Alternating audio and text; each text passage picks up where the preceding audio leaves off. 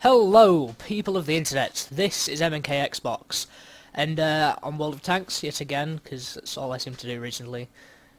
Most of my life appears to have gone to this game. Yeah, the Ferdinand. I've had this actually for quite a while, as you can maybe be able to tell by the crucicles on the left over here. But I've had this thing for quite a while now, and oh my god, I've kept it. I mean, I've got the Yak Tiger. And, you know, I've played this for quite a while now as well. Now, please don't question the crucicles that I put on here, because I think this guy, this guy, and this guy came from my Max crew, and I didn't know what the fuck I was doing with my Max crew. So just ignore those crucicles. But I do have the 128mm, the big one on this. It is fully upgraded. I hope. It's fully upgraded once I get a half-decent game with this, because I mean, I'm having good games, but I'm not having games that I feel are worthy of demonstrating really what the Yak Tiger can do. I mean, you know, this 128mm gun, you know, it says on the tin 560 average damage. I've done 700 easily with this thing. But yeah, I digress. On to the 30. So, the Ferdinand. Tank Destroyer, Tier 8. German. Amazing, by my standards. I mean, of course, the Poipus. The Poipus of me reviewing these. No, the purpose of me reviewing this is so you can make up your own decision about this. I can give you what I think about this, but you could think, no, it's a complete pile of crap, don't want to play it, too slow. And that, you know, completely up to you. I mean, the Stug 3 might be a better suit for you, or the Yak... If you really enjoyed playing the Stug 3 opposed to maybe the JgPanther, then the JgPanther II is probably a better route for you to go down, because they're faster, and they're more like medium tanks. But I play these like medium tanks anyway, but... and to be honest, you can play... If you can play a tank destroyer like a medium tank well, then why wouldn't you? Because... anyway, I'm going off topic so much here. So it has 1,200 hit points, which to be honest is actually above average, I'd say, or maybe bang on average for most tier 8 tank destroyers. I mean, if we take a look at the its brother, the JgPanther II, I'm not too sure how many hit points it has. It has 50 more hit points than its brother. Certainly more than the AC-48. 200 more with the AC-48 sitting at 1,000. The Russians... Well, I know for a fact that the ISU-152 has 1,010 hit points. SU-101, however, 990, so you could say it's probably sitting on the upper end of the scale in terms of hit points. I think the AT-15 has monstrous amounts. No! Yeah, no, definitely, I was right about that. It has monstrous amounts of hit points. Comment. But yeah, in comparison to pretty much all of the other tier 8s, it's to be honest, it's kind of got upper end of the scale amount of hit points, but it's not the best hit points you can get, but it's certainly the second best. So those amount of hit points are good, and to be perfectly honest, you know, it doesn't necessarily need them as such, but yeah, I'll explain why in a second. Weight load limit, 67.37 tons is what my current loadout is at the moment. And this makes this thing a heavy fucker. So, 30 kilometers an hour, you can see that going down a shallow hill. You might see 20, I'd say 26, 27 at most. Going down a hill, you could reach that. You'd probably go past it as well. But you know, don't expect to be cruising around the battlefield at 30 kilometers an hour, especially not with a traverse speed of 21 degrees per second. Yeah, you can play this like a medium tank if you really want to and be really reckless, and basically what ends up happening is you do a shit ton of damage but you die. Or you can do a shit ton of damage but you tend to die. And to be perfectly honest, this is just me trying to have as much fun in this thing as possible, because trust me that this beast of a rape gun on this is just so fun to fuck around with. I mean, it's not like the BL-10 on the ISU, that's a completely whole new story, but the DPM on this thing, and the amount of damage that it can do is just so funny when you, you know, you plant 2 shots into the side of a IS-3, and then all of a sudden you've taken off 1,000, maybe more of his hit points, and it's just funny. So yeah, so don't expect to break any land speed records with this tank. You know, 840. It's not a great engine to horsepower. That's the one. You know what I mean. Hull armor, 200mm of frontal armor. This is spectacular for a tank destroyer. Most tank destroyers are shit in terms of armor. Apart from maybe the T-28 and the AT-15. Can't say too sure about the T-28 prototype. I know it has good turret armor, but it's a turreted version tank, so the turret armor is fairly strong, but I'm not too sure about the main body. But I know that, you know, it's one of the most heavily armored tier 8 tank destroyers in the game. Out of the tier 8s, of course. And you can bounce shots with this, but unfortunately what I seem to find is this is a weak spot. The lower glacis is a weak spot. People shoot you there. They don't tend to damage your transmission as much because this is based off the chassis of the Tiger P, which I don't actually have, so I can't show you the similarities, but you're going to have to trust me on this. It's based off the chassis of the Tiger P, and the Tiger P, it was notorious, I think, for having a lot of engine trouble, but I don't think it caught fire as much, because I'm not too sure what I think the transmission is here. I think this is the engine deck, and I think the engine is here, but I haven't seemed to have too many problems with getting my engine knocked out. Certainly not in this thing. I don't know what it is. You know, I've been set on fire once or twice, but, you know, I get set on fire once or twice in my IS-7, or my Commie, or my Su-85, or VK, you know what I mean? It's that kind of deal. It's not like, you know, if people shoot at your lower glace, and they penetrate, they're going to set your fucking engine on fire and burn you out if you're not quick enough to hit your fire extinguisher button. But no, this is a weak spot. But what I seem to find is that although this is angled here, basically if you confront a JgTiger, don't shoot him, you're an idiot, because that's 200mm of armor, angled, not a lot, but angled. You're better off shooting it here, if anything, but of course shoot at lower glacis. But what I seem to find, and of course this is 200mm of armor, slightly sloped as well, but what I seem to find with the Ferdinand is that people see JgTiger, people think, gold! Exactly! People shoot gold at you! It's like a fucking... It's like the rainbow ends on top of you.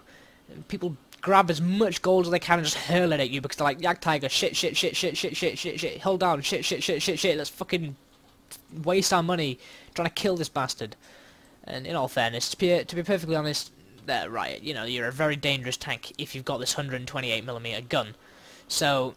yeah, gold is a problem that you encounter quite a lot, and you know people are using gold because you angle yourself like this, so that's angled like this, and now like this, so that's, you know, a lot, it's 200mm of armor, I'd say maybe 270, 280, maybe a little bit more, like that. That's quite a lot of armor that you've now created for yourself. And I can tell you now, people don't shoot me here. They shoot me right here and they go straight through every time. Now, I'm not sure if this is Wargaming being biased towards, or biased against, heavy German tanks and sort of saying penetration mechanics no longer apply. But this certainly seems to be the case for this tank. People either shoot gold at you, or the hackers or Wargaming have decided, okay, it says 200mm of armor, he's angled it like this, the armor is already angled like this, but that makes no difference anymore. So, enough ranting. Standard shell damage, I'll move on to that with the gun. This is all relevant to the gun. Gun traverse, nah, we don't really need to know about that. View range, 370 meters, which is fairly alright, I suppose. In all honesty, maybe I could have done without these vents and swapped them out for binocs or coated optics, but probably coated optics for me because of my playstyle, but I wanted to try and get this gun firing as fast as possible, and I've achieved that, which is good. And signal range, no one gives a fuck. Anyway, so, on to the thing that really gives the Ferdinand its devastation, this 128mm Pak 44 L55 Doom gun. Certainly a tier 8 anyway, and a tier 10 to be honest. I mean, it is a tier 10 gun. So anyway, so it's 128mm, already established, 5 rounds a minute. Wow, 5 rounds a minute. With a gun rammer and vents and 100% crew, I've gotten this down to a 10.12 second reload time. Now bear in mind that the IS-3 does less damage on average than this, and that fires maybe 11 seconds. So, you know, it does about 390 damage per shot, average, every 11 seconds. This thing does 490 shots, 490 shots, fuck, 490 damage, which you tend to see 500 pop up a lot more, so we'll call it about 500. 500 damage every 10 seconds. In 20 seconds, you can deal out 1,000 damage. In 40 seconds, you can deal out 2,000 damage. That's enough to kill an FE215B 183. You see where I'm going with this?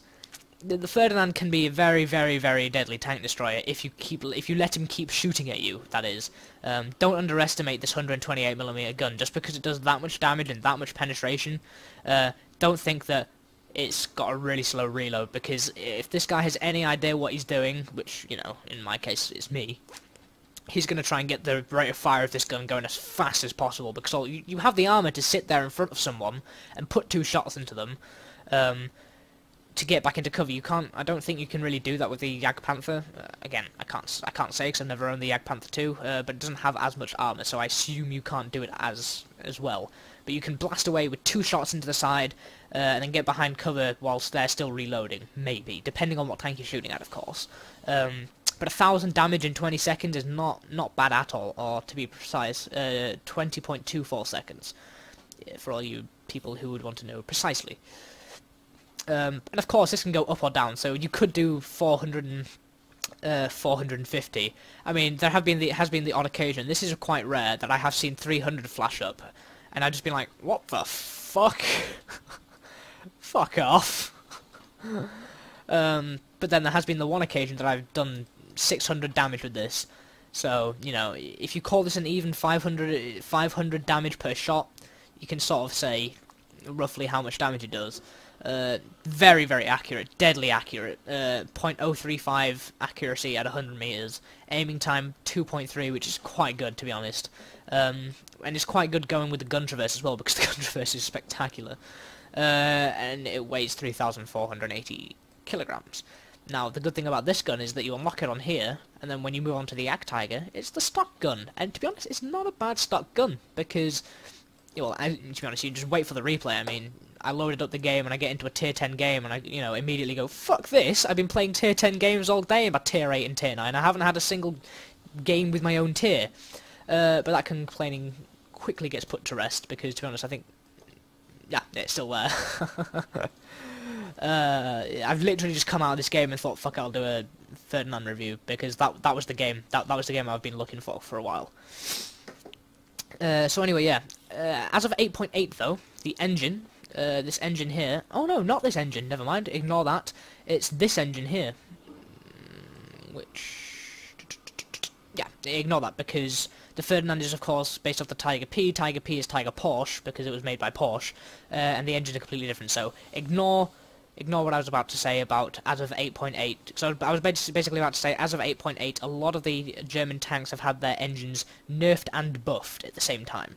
I was about to say that, but then I realised it doesn't apply to the Ferdinand, so ignore that. The tracks. Yeah. Radio. Yeah.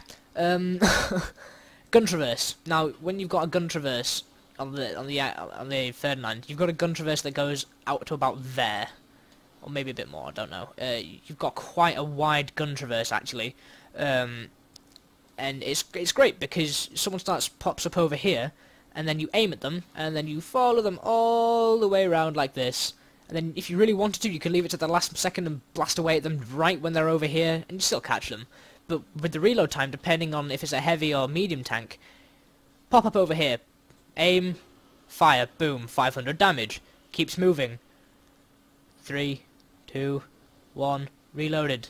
Boom, 500 damage. Then he moves out of your, you know, shooting arc.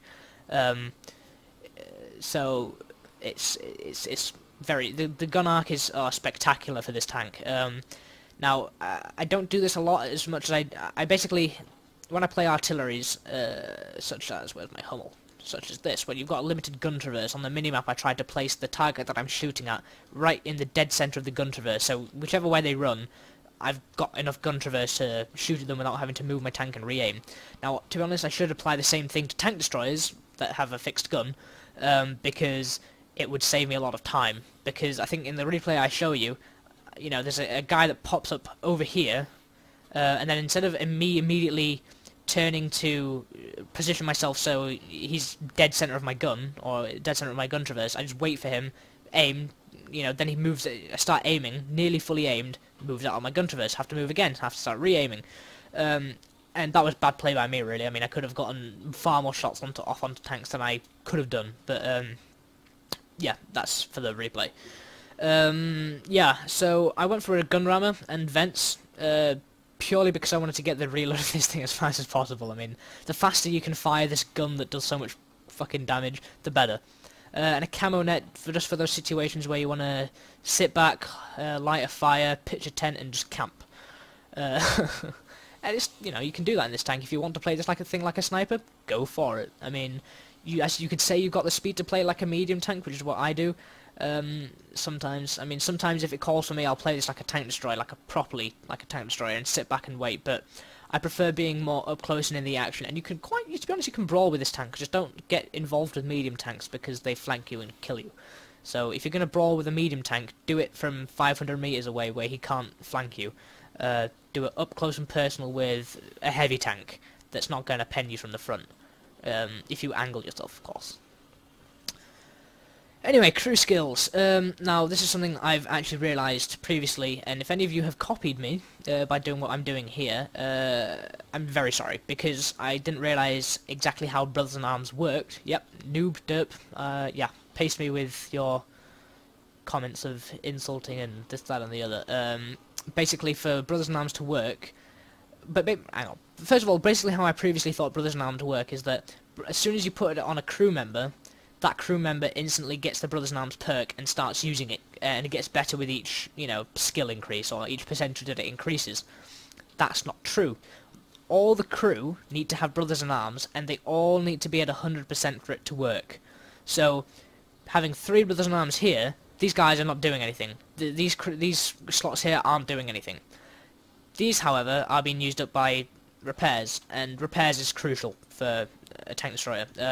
Basically what I was going to do is repairs here, Brothers in Arms here, so basically these Brothers in Arms are affecting this, and then swap it around afterwards, but of course that's not how Brothers in Arms works, so basically I would put repairs here, and then Brothers in Arms down here. Now, once I get this to 100%, apart from this little slacker bastard here, don't know what he's sitting around at 85% for, but once they've all reached 100% for this crew skill, and as soon as these guys have reached 100% in Brothers in Arms, then it should be good to go. And then once that's done, of course, they're going to fire faster yet because they all get a skill increase. So this thing really is just a troll tank, and you can really hurt people with this. So yeah, of course I've got my standard little setup of equipment or whatever, consumables here.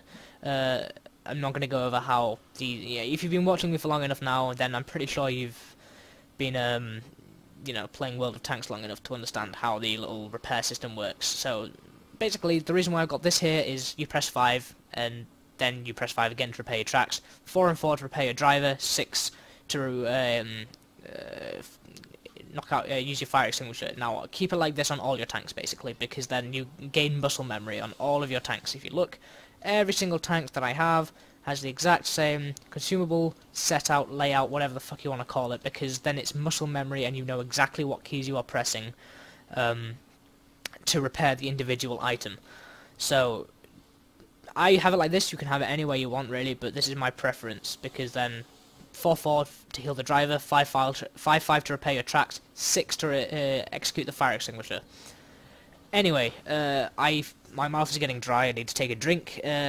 Whilst I'm going to do that, we shall load up the replay, and I shall speak to you on there and show you how this thing performs in an actual game. So, here we are. First impressions, loading up the game, was, oh shit. 2 E100s, T110E4, Fortune a 212A, fuck. And I basically immediately start ranting because I had enough of it this today. I'm basically just like, fuck off, seriously. And to be honest, I'd never really spawned on this side before, so for a second I had a bit of a delirious happening where I was just like, the fuck, what's going on? What's going on? So there we are, me ranting on again. So I immediately start going off this way, expecting for me to have started on the left over there by 1, and I was like, oh shit, no, hang on, where's the hill that I want to go camp on? Ah, there we are, there it is. So I spin my tank around and go camp on the hill, because that's the best thing for a tier 8 tank destroyer in a tier 10 game to do, really. I mean, you don't want to be going up front and dealing with the likings of the T124 and E100 because you're just going to get steamrolled. I mean, really, an E100 versus Ferdinand, it would take him 2 shots, or one shot and then a ram to kill you. So, yeah, if you want to be an idiot and go die straight away, yeah, go for it. go toe to toe with an E100, because I can tell you who's going to come better off. Same deal with the T124 and the E75, M103, Fortune 2128. Well, it's 2128 I kill at the end. Spoiler alert. Kill me a tier 9 scumbag! Yay! So, and I'll have you note that the whole time that I'm up on this hill, I don't get spotted until I move out of move out of a certain position. Actually, no, I think I bounce a shot, but I'm not too sure whilst I'm up here. So, we've got the E50 up here and a friendly scumbag. I basically want to get myself into position as fast as possible. Now, the first, I don't know, maybe 3 minutes or 2 minutes of the game is fairly boring, and I sort of sit back and watch my team die. Because ideally what some people should have been doing is they should have gone up to about here-ish. I don't know why the frames are so bad on this replay. I apologise for that. Now, ideally what they should have done is they should have... oh, fuck, where's it gone? They should have gone up here. Or some of them should have got done anyway, and a lot more of them should have come over to the right-hand side over here, because you can see a lot of nasty crap's going to start coming down. There's a T-34, and I'm thinking, nah, it's alright, ISU. You know, T-54 versus a T-34 should be alright. The T-28 prototype just basically goes and gets himself raped, because open-top tanks are meaty and lovely for artillery to shoot at, because high explosive has a great effect on open-top tanks, as I have found out many times whilst playing my Hummel. So yeah, I'm already thinking to myself, this game won't end well. But luckily we have a very good 50B driver, JgPanther 100 driver, I think, not too sure. And if memory serves me correctly, there's T44 driver, who survives near enough to the end, but I think he sticks around during the game. So yeah. So I'm still looking to see if any of these idiots are going to move, and eventually they, in a few seconds I say, they're going to make a big rush, mad rush, and to be honest, 2 E100s and E75 rushing is... oh, here we go. So I'm basically trying to see where they're going to be, and I try and plant a shot into the E100, boom, so there we are. I'm already reloading. I don't know why the reload counter isn't actually working, it should be doing. I'm not too sure, but as you can see, the reload on this is so excellent that I fired a shot at the E75, his tracks were knocked off. I'm not sure if I did that or not, but then before he could, you know, get his tracks back up, or near enough as he got his tracks back up, I could fire another shot into him, and reloaded, searching for a target, I'm just sort of snapping between targets here, really, because I'm trying to, in a tier 10 game, I don't want to be shooting at the front of, you know, big tier 10 heavy tanks, and to be honest, I think I shoot at the front of an A100 anyway, but I'm trying to look for a nice flat side surface, and I take a pot shot at the E100. I haven't a fucking clue where that went in. I think that was just lucky, because it might have hit the top of his tank or something, and I'm about to take another shot at the front of him. And at this point, I'm thinking to myself, oh shit, no, they're going to start spotting us, so I move back all the way over here, and if you notice, if I pause it here for a sec... oh crap, what am I doing? If you notice here, I have this bush in front of me, and then all these other lovely bushes protecting me. Now, this doesn't protect me per se, physically wise, but they stop me from getting spotted. And you'll basically see that artillery dies, and, you know, it's because he's got spotted, and it's not that far away from me. But it's because I wasn't spotted to begin with, it means that, you know, they couldn't spot, they just didn't know where I was, and that just allowed me to chew up these tier 10s. Now, I try and plant a shot into the commander's cupola, and I wasn't expecting it to go in, and it doesn't, it misses. It's another shot that I think I plant that goes in, and, you know, just still searching for targets here.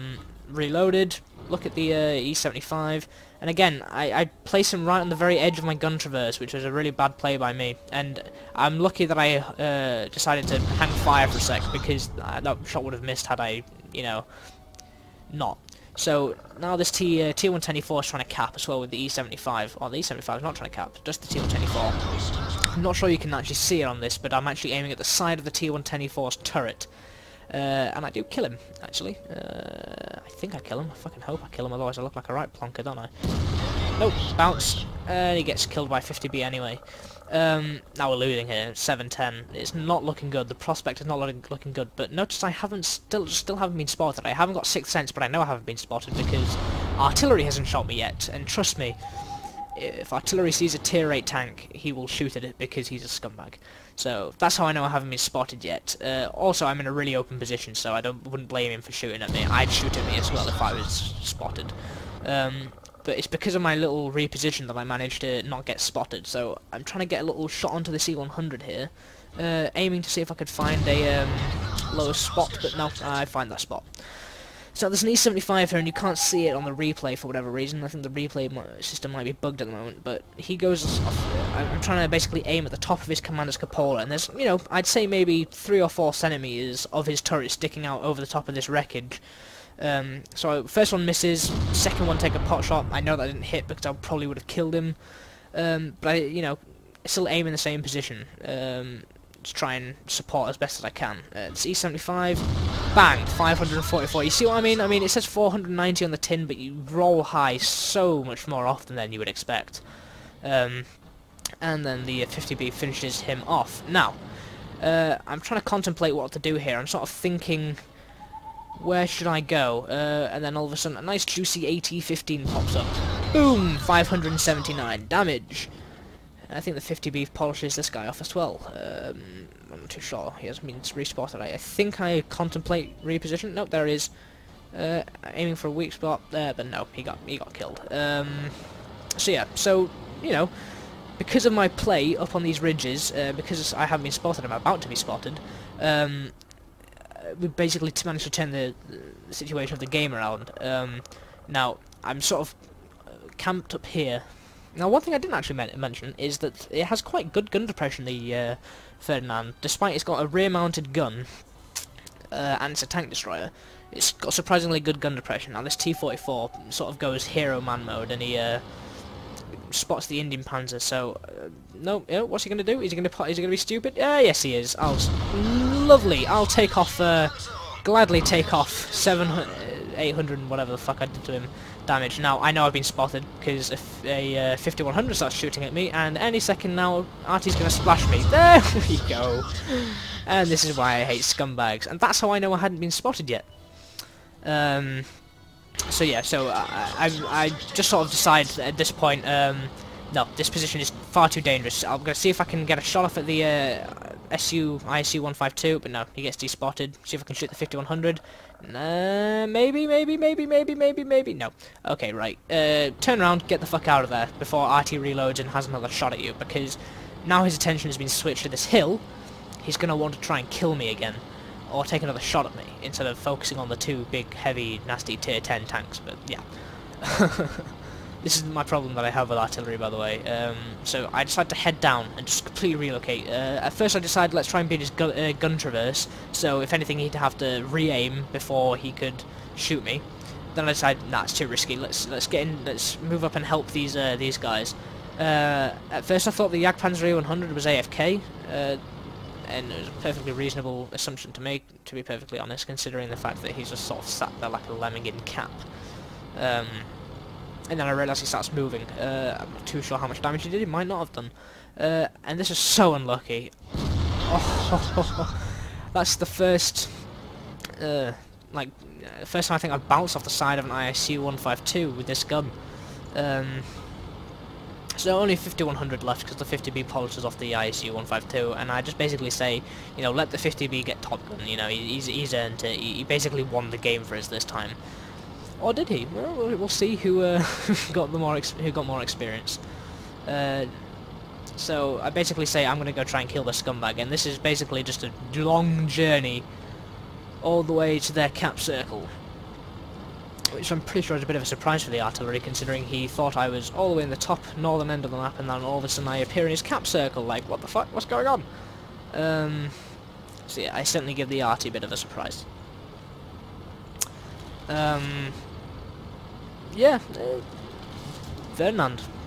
Great, in my opinion, of course. Great tier 8 tank destroyer. I mean, because I personally feel that it's a great tank, you could say it's bias. And you'd be right to say it's bias, because it is bias. I'm biased towards the Ferdinand because my view of it is great.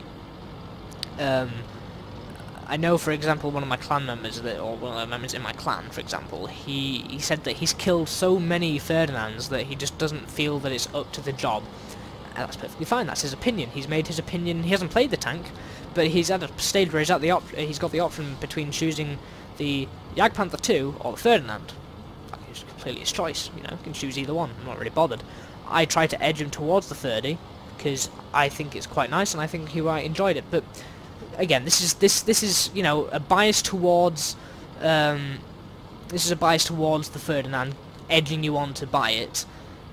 But at the same time, I'm trying to give you an overview of how it performs. Now, of course, this is, you know, probably one of the best games I've ever played in the Ferdinand.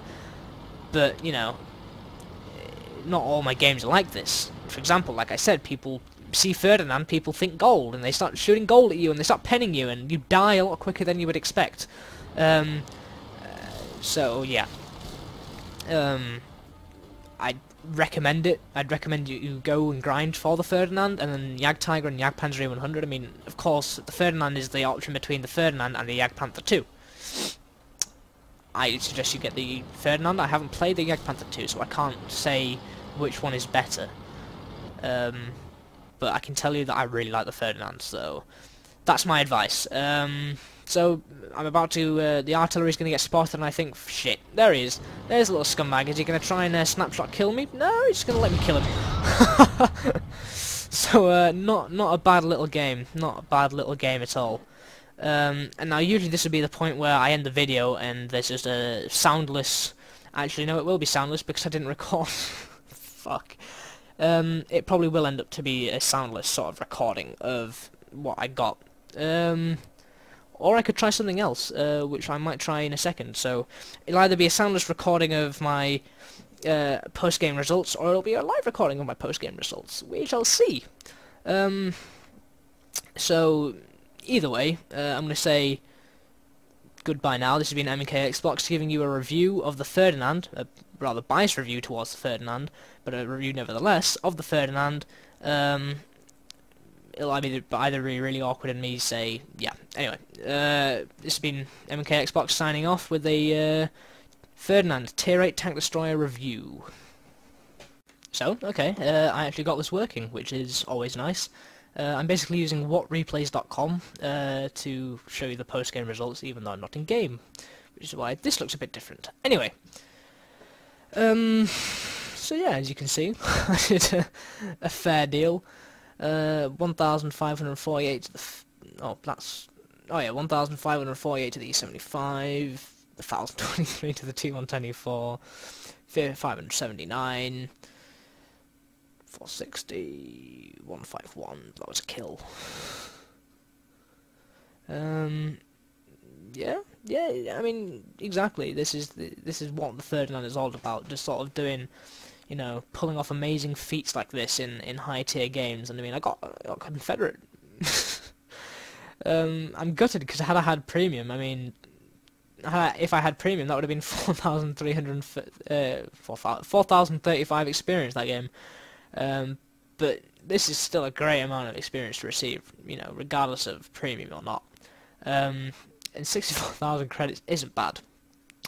Of course, it was with my first victory of the day, but if I go experience-wise, not that's damage experience, I came top. The 50B got 6 kills, but at the end of the day, I did 5,634 damage. Got 2 kills out of it, but yeah, that was definitely one of my most amazing games that I've played in my Ferdinand.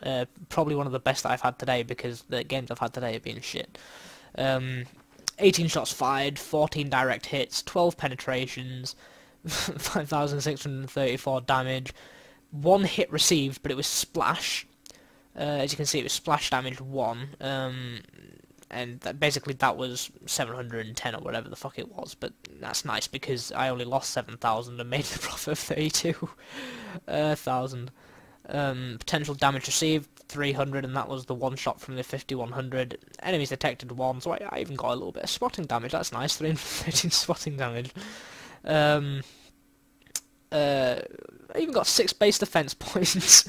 Oh, 1.51 kilometers driven, 56 base capture points. It was just it was a great game in general. Again, I'm gutted that I didn't have premium because that would have just been so amazing. But yeah, not a bad result, not a bad result, and this really shows you exactly what the Ferdinand can do. I mean, out of the 18 shots fired, I only missed 4, and out of the 14 that actually hit, only 2 failed to penetrate. And I think the reason why I missed 4 of them were more poor aiming by me, and just me not being very good. I think maybe one of them may have just been, I don't know where the fuck that shot went, but we all have those moments in all of our tanks that we play. So that's not much of a surprise. So yeah, and with 12 penetrations, like I said, 5,634 damage. 2 shots, if you were to put it like that, 2 shots do 1,000 damage. So yeah, near enough. Well, 1,000 damage, near enough if you hit them. Of course, not every shot is going to do full damage or 1,500 damage. I mean, example E100, 151.